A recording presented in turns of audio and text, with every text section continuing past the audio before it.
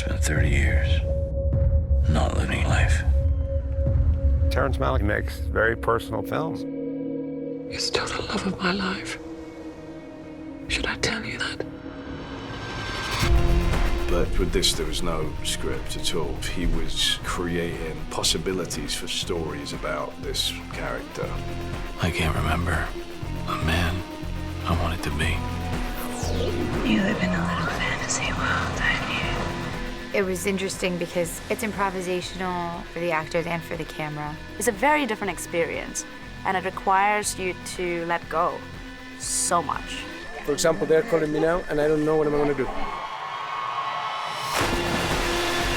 It's just a very special experience, which is why there's no way you can turn it down.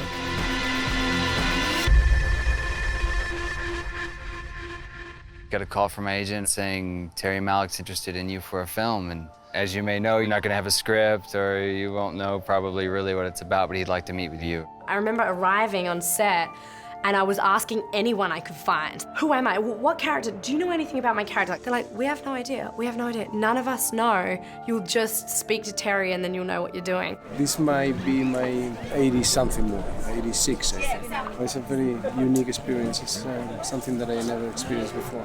But this is a Terrence Malick film. He just makes the movie that he wants to make it. He makes it his own way. And that's the way it should be. The moon, the stars, they serve you. They guide you on your way.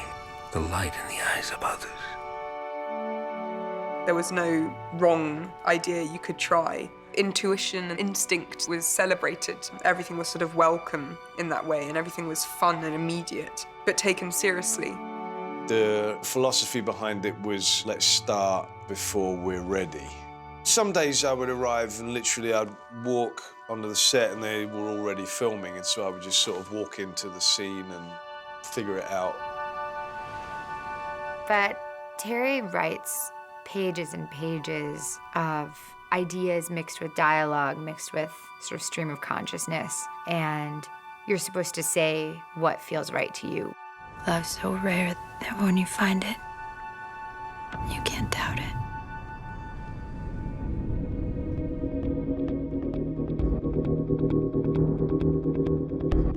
I felt very much for the first time, it was almost like a reintroduction to working with a camera on Night of Cups, just being entirely comfortable with however close they were going to get with the camera. He wants the camera to feel emotional, so you feel like the camera is a person in the scene, another character, which it is. What I loved about it is that it was almost like a play. You were always performing, and the camera would just find you at times.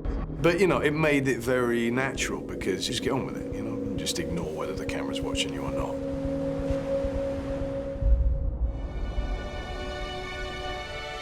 I feel grateful as an audience that Terry's sharing himself with the world so much now. He has a unique capacity to marry image and sound and create poetry. Terry kind of puts essences together, and he's trying to capture that and find the truth. You're watching this film, you really have to stop the training in your brain from all the movies you've ever watched before. Just shut it down and experience this beautiful world he creates.